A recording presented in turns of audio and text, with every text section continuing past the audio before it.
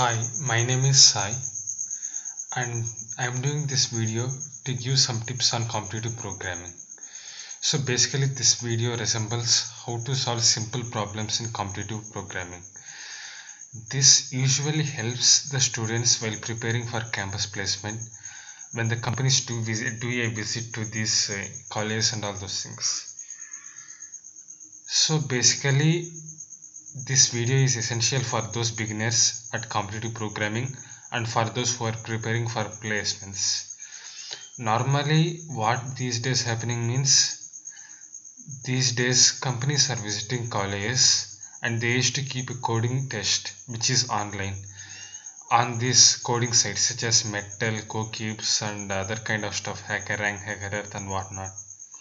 So to solve these problems on these sites, we must have a good basic understanding on how the inputs are given and how the output is shown, and especially return types. We have to be careful about return types.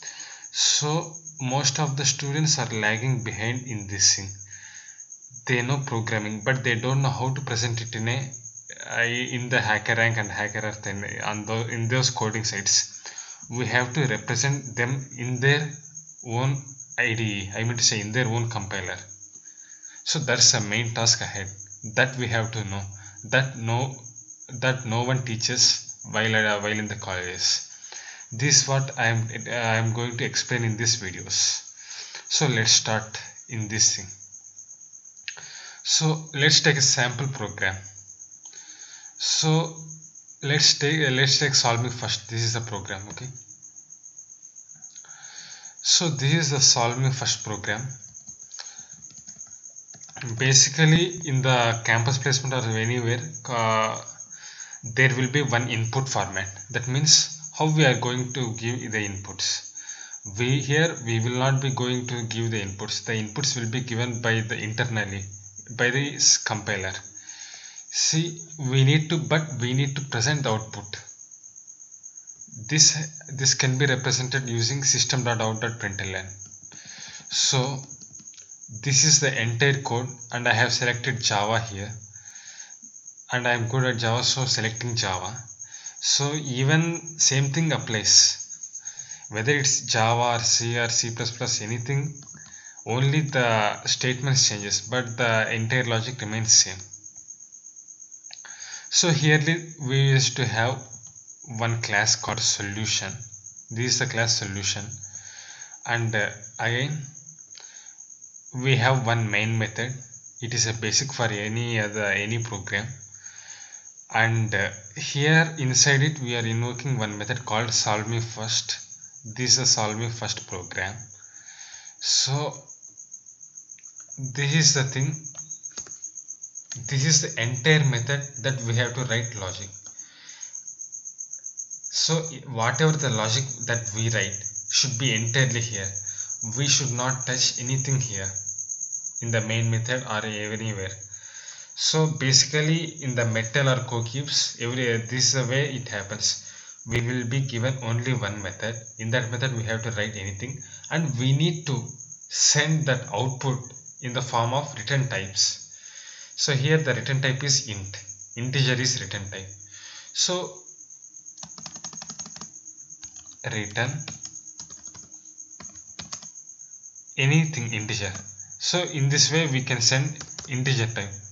So at last the integer, whatever the output would be, output should be in the integer format, right? In that way we need to send such that this sum will receive that value and it prints this value here. So to solve this thing in a simpler way, let's take int output, right? This output that we are taking. So output equal to, here we read one value using nestint. Here we have scanner class which reads input and we read input A and again we read input B. These two are taken care of by the compiler. At the compile time these values should be given. So we are taking a third variable called sum which is used to print that. So here just simply put a plus B, that's fine. So the thing is that in the output we have sum, but we are printing sum here. So just simply return output, that's fine. And when you complete your code, just take a press on the button run code. Yeah, and that's working. Even we can test custom output. Suppose here 1 2, run the code. So 1 plus 2 3, it's successful. We are getting as expected. So after the completion of this thing, we can submit the code. But before that, I will tell you one more shortcut. So here we are making use of the third variable, which increases the memory complexity. So just simply remove this thing, okay, and even remove this output. We don't need any third variable, just a plus b, that's fine. Even then it works. Why to add unnecessary a third variable? See, it's working. 2 plus 3 is equal to 5, and that's working. This is my output and this is the expected output. It both matches, then it's working. So once we complete the code, we should submit it, and it's still processing and fetching. Yeah, that's fine. And two test cases are passed, test case 0 and test case 1. So this is the way that we have to solve the problems. So I will explain the same problem using Eclipse IDE.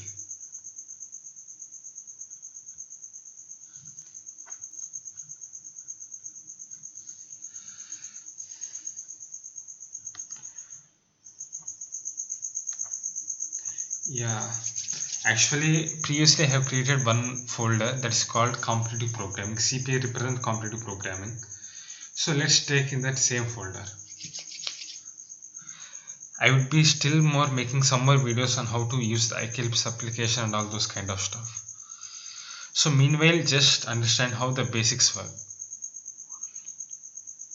So it's loading, the Eclipse is loading, and I'm basically currently using the Eclipse Mars version. And basically Eclipse is nothing but just an IDE to write any program. Why we use Eclipse means it's a better purpose for understanding, better purpose to code. It has a we can code better, we can easily figure out errors. Why? Because it shows the inbuilt methods where the error is. So it provides many ways, and you would be knowing again. Okay, yeah. And I think you might be seeing this code previously in the same Solve Me First program. This is the CP project, and in that SRC I have created one package. Okay, let me elaborate. Yeah, this is the package com.cp. Here com is nothing but just a folder. In that folder there is one subfolder called cp. In that subfolder we used to have solution.java class. So basically this is a basic Java file that we need to run in order to get the output. So this area is nothing but console. You might be seeing this area is console, where you used to give input and where we used to see our output. So this is basically our Java program. We have package com.cp, that's fine. We have imported one class, solution file, same thing. So basically this is main method area, and this is a method area, that means where we write methods. Okay, we are taking one sample scanner class and an integer variable and another integer variable b, and a and b both. We are reading the input and we are passing this a and b to this function. Why we need to pass it? The reason is simple. We are writing entire code here in the IDE, right? Just to make it in work, we used to pass these parameters. The main reason, another thing is that You might be identifying this. Here we declared A and here we declared B, but still again we declared A and B here. The reason is simple. Here this A and B scope is within the solve me first function. Here this A and B have a scope within this main function itself. It doesn't have outside these things. So there will be no problem if their scope is limited to certain levels. So, and this is the thing. So let me run, so same output is this return statement A plus B. Let me run this program. This green button is nothing but a run button. Okay, click that and enter. Okay, that's fine. So this is the console. Yeah, you might be seeing anything. Yeah, this is 1 2, output is 3 and it's working. Test with other inputs. Okay, so 2 3 5, it's working. But sometimes a guy like me would give negative inputs. -1 1 0, it's coming still. -5 3 -2, it's coming. It internally handles also. So let's take another variable.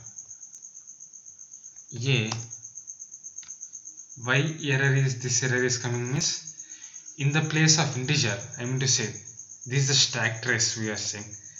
Stack trace is nothing but Java 18th line. In the 18th line we used to have an error. The reason is that here the input is an integer. It has to take integer type, but we have given number A, so it doesn't take an exception arrays. That we will discuss in further later videos on how to handle this kind of exceptions. Up till now it's fine, and I hope you have enjoyed my video, and this is Sai signing off.